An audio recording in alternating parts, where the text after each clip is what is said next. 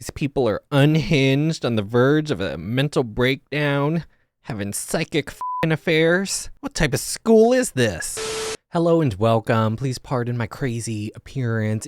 It's pretty late, so I've already done my night routine. Yeah, this is petroleum jelly as a moisturizer. Don't knock it till you try it. But this is going to be a reaction to Remember It, the 5th episode of X-Men 97, with a big asterisk. This is not going to be my first time watching this. I binged episodes 5 through the finale, got fully caught up. For some reason, my files for episodes 5 through 9 got corrupted. So I still have the finale, part 3, finale episode, which I'll get to eventually. At least one of the fucking videos survived intact. But for 5 through 9, I'm going to refilm. But I want to be transparent. It's not going to be a first-time reaction. Let's just get into it. Charles Xavier entrusted me with his dream, and it does. Okay, in that younger picture of Magneto and Charles, I did get a little bit of a Lovers vibe. A little bit of that Dumbledore and whatever the hell his name was energy. But I guess Rogue turned him. Turned him bisexual.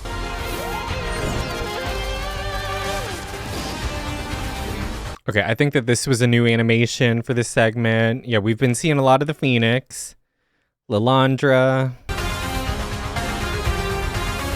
I think this was new too. It was a little spicy. Or actually, I don't even know. Oh, Trish, you bitch. Is it nature herself deciding the time has come to change the human race? I was not a fan of Trish in this episode. But all over the planet, they are known as mutants. Yeah, I was having the vibe that she was looking for her Emmy moment, but she was really just going all Jerry Springer. I am just as flattered to be sitting with a renowned scientist such as yourself, Dr. McCoy. Beast, you slut. Here in Oh Westchester my gosh. County, more hands-on learning, you know, but with big death machines and vampire dinosaurs.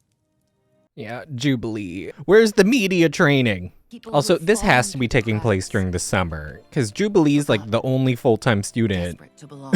in the entire But show. that sense of belonging goes worldwide today as the UN formally admits the mutant nation of Genosha. Woo! Can it, you roosters? Looky ahead. It does look a lot like Themyscira, you gotta admit.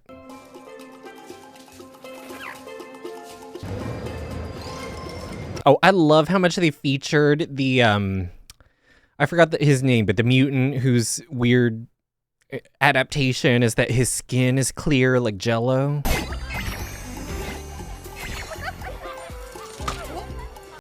Oh, this was all really sweet and joyful.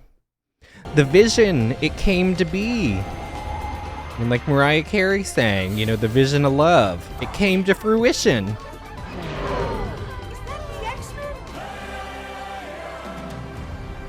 There we see Magneto is right. A lot of smiles at the mansion when we heard Madeline Pryor scored a top spot among Genosha's brass. Luckily, you guys could spare a gene. She is moving up in the world pretty fast, you gotta admit. The Master of Magnetism was surprised to receive an invite bearing the United Nations seal. Yeah, I hear it's called The Future. Valerie's still pissed. She's like, you're literally only here because you threatened to kill me. The only reason. Oh, Nightcrawler. His new animations are amazing. Some of the standout creative work for this entire show. With Genosha's various communities of faith. Things to see. Such wonders in this city. Long as he left the... Oh, and I love that he's like a faith leader. Come! I mean, just look at those effects. Everything around us would not have been possible without the work of the X-Men.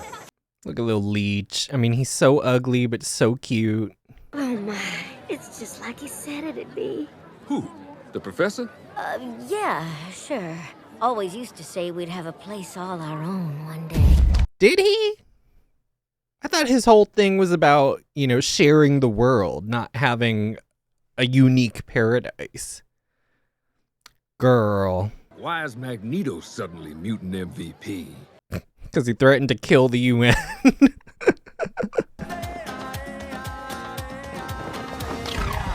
Oh, multiple man. And you love to see they're already forming their own unique culture to the island. It does not take a priest to see you and Rogue's souls touch in every gaze. Ain't the touch she be looking for. See, Nightcrawler knows. He's like, what you guys have is a profound spiritual love. Something that temptations of the flesh could never match. But Rogue just doesn't know that yet. She's still just horny as hell. She has the strength of heart, but a weakness of the body. To expect the unexpected. I always kept that in mind as field leader. Hey, those shades are weirding out the lights. Can you take them off? Nope. Can't. Sorry. You'll all die if I take these off. Let's talk about you and Marvel Girl. I hear you're the X-Men's power couple. A love that spans galaxies. So I have to ask, when did This you gets know so messy. she was the one? Just remembering this. I'm like I get that this is a common TV tactic to have the dialogue split with different scenarios and they're continuing each other's conversations. But for Scott to be telling this to Trish, so messy. Jerry Springer.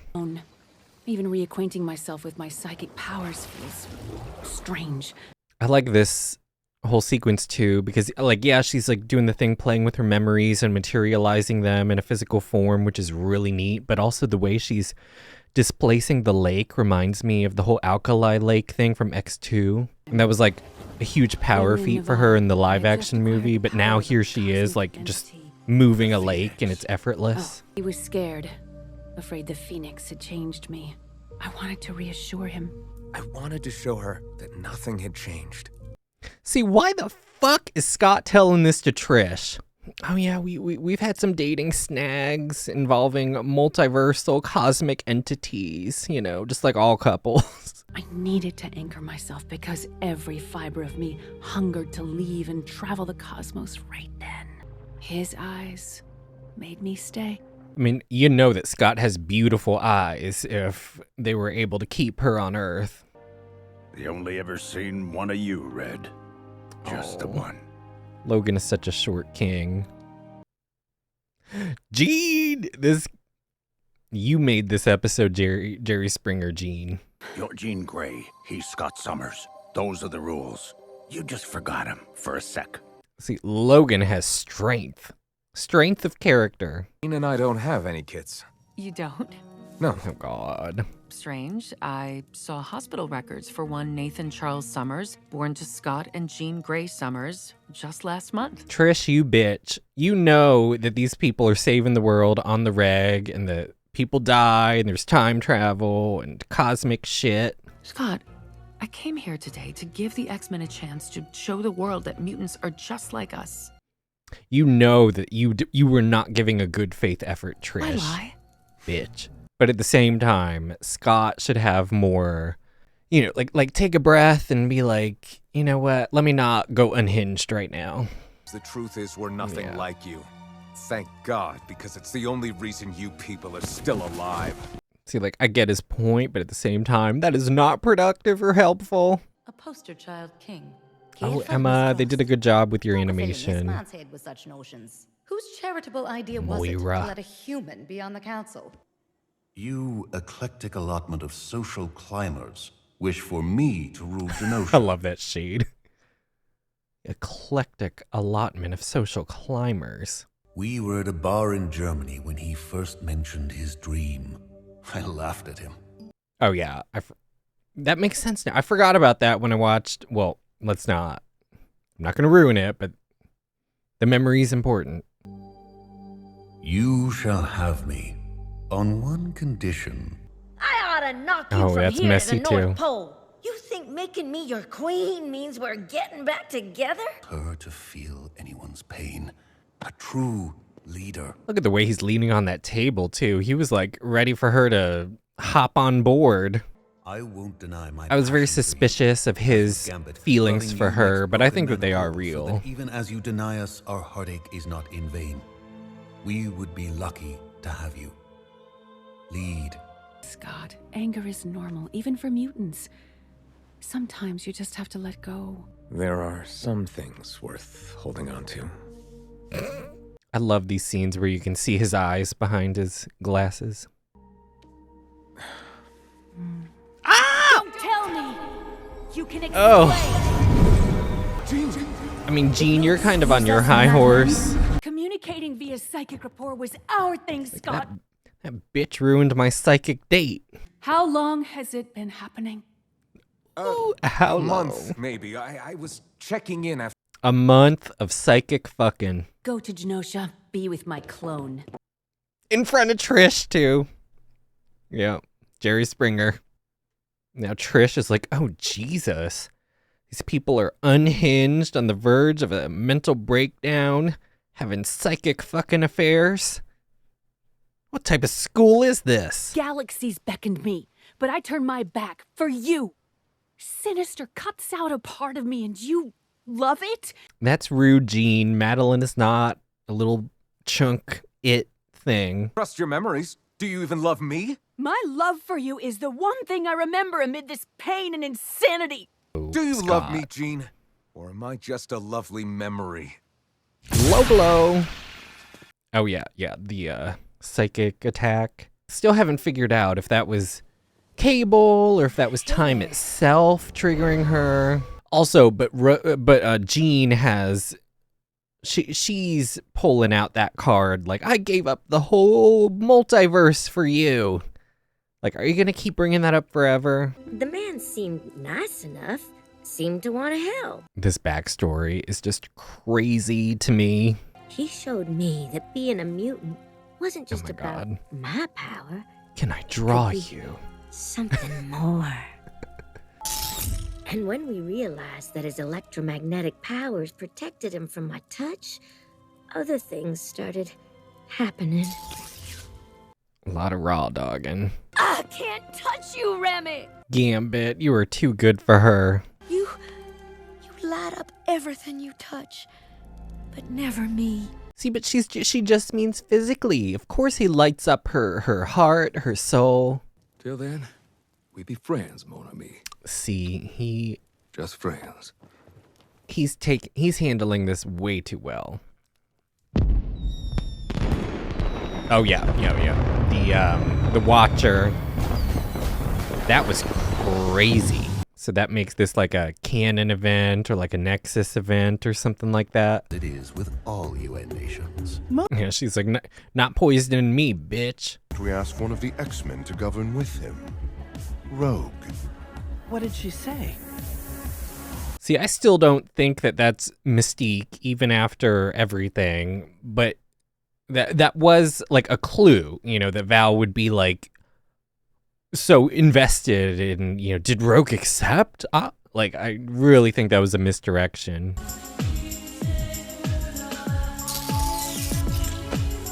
Showing off that shit. See, poor Gambit. He doesn't deserve this. I remember the first time I watched this, I thought that she was gonna like take one of his hands and put it right on her breast. I was like, oh my God, Rogue.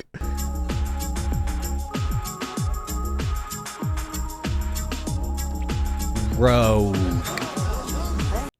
Emma's like, get it, bitch.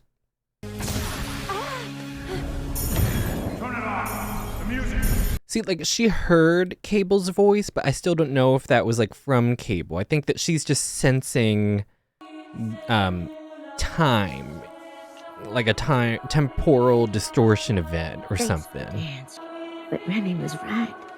Some things are deeper than skin. Oh, Rogue. You didn't need to taste his tongue to have that realization. You made it. You survived.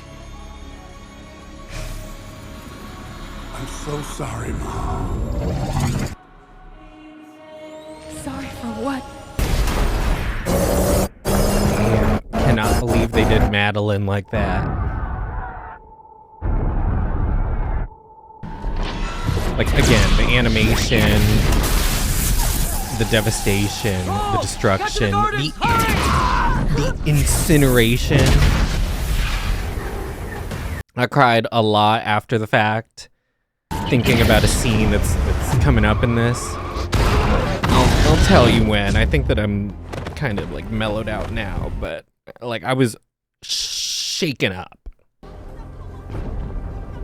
Oh, and this is just devastating. 'Cause, again, she can't touch him. If he's still alive, she could suck the last of his life force out.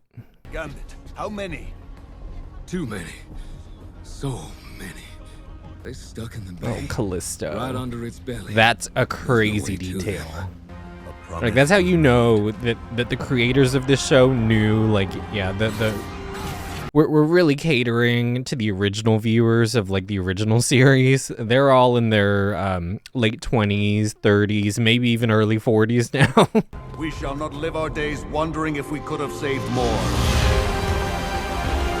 God, everything about, like, I don't think I'm gonna cry again, but I have chills up my back, down my arms, down my fingers.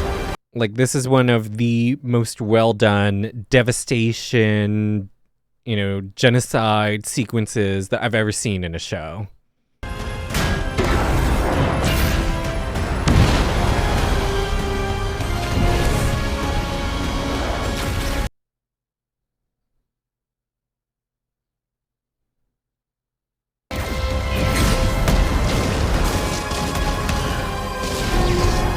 Oh, and the symbolism of crashing into Charles's heart, and that kills dozens more innocents.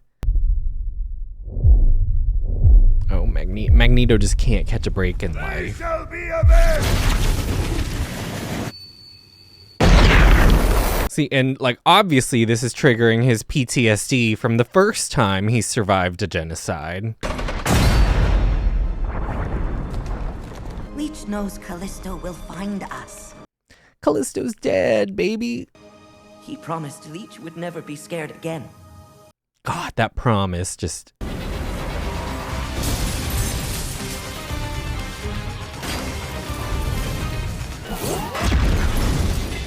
Oh, they did Gambit so much justice in this whole fight sequence.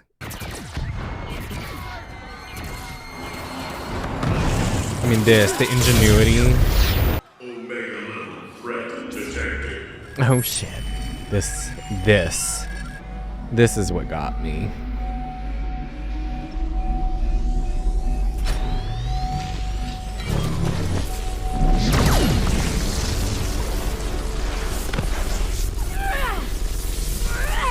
No!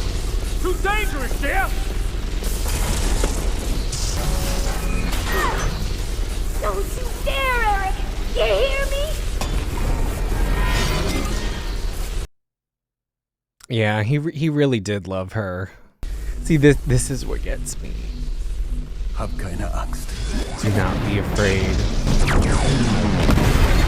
Omega threat eliminated. See, the promise, oh god, that is what killed me. The promise was broken, but also the way that it was like a flashback for him. God, the heartbeat, just the sound design.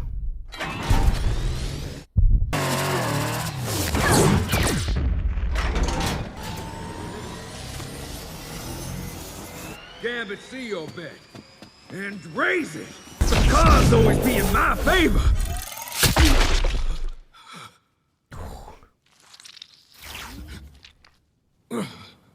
God, and they just had to have him saying, and the cards always be in my favor.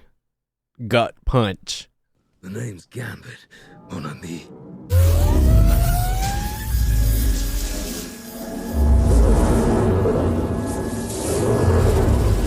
Remember it. Which is one of the most epic hero send-offs in any show. How many? One of the best self-sacrifices in any show. The images you are about to see may be disturbing. May be disturbing. Trish, hope the Emmy was worth it, you bitch. Oh, Rogue. Sugar.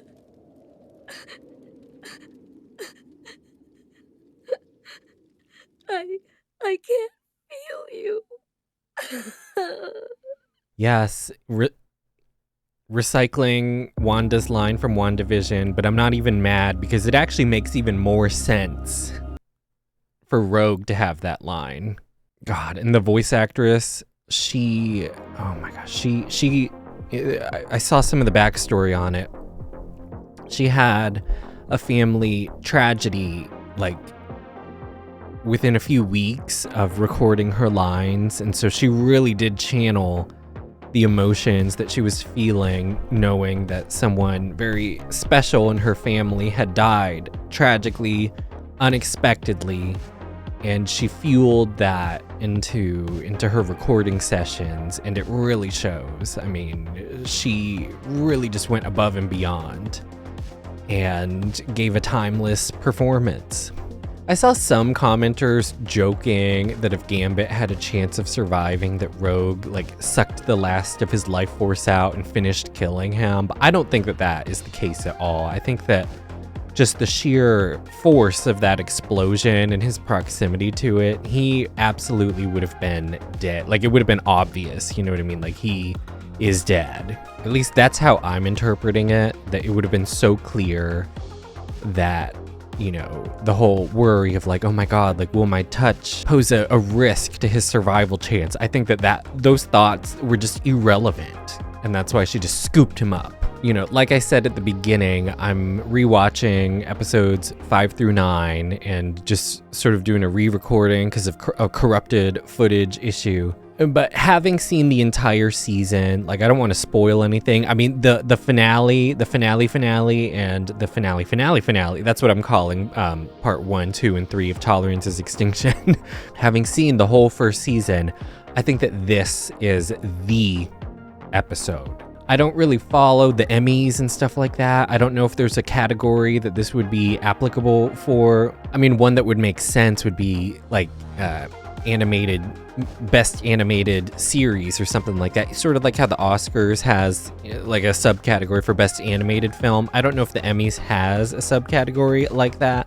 If they do, this would be the episode to submit for consideration. This would be the front runner, in my opinion. Just superb on every technical level, the creative level. Again, I know with the writing, there are some common shortcuts that all TV shows use and common devices that many dramatic TV shows use, especially ones in a shorter format where they have to move things along on a budgeted time frame. But I don't think that those take away from the quality of the writing. Overall, I still think that this show and even this episode were very well written, even before the devastating conclusion of this episode. But yeah, if I had to pick any of the episodes 1 through 10 to submit for an Emmy nomination, obviously I'm not involved in that process at all, but if I had the power to, I would pluck this one out of the lineup and chuck this one over to the Emmys, put this in everything.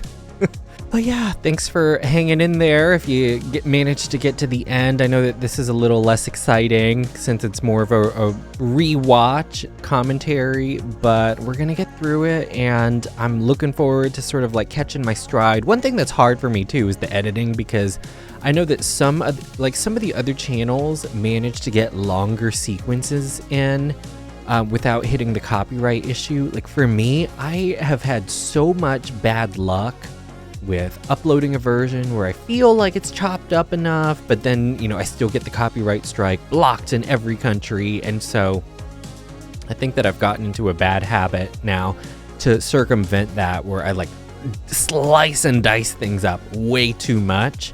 I think that that's a little aggravating, possibly. And so I'm going to try to find a better balance where it's I have less chopped up, where it's less like a chopped salad, but at the same time, I don't want these videos, what's the point of me even uploading if it's going to be blocked on every country in the world with YouTube access, you know what I mean? So I'm going to try to find a better balance, but I'm just not there yet. I'm still very new to all this and figuring it all out. I've still got to re-record 6, 7, 8, and 9, and then hopefully edit these and get them out as soon as possible. Okay, see you later. Wishing you well. Bye.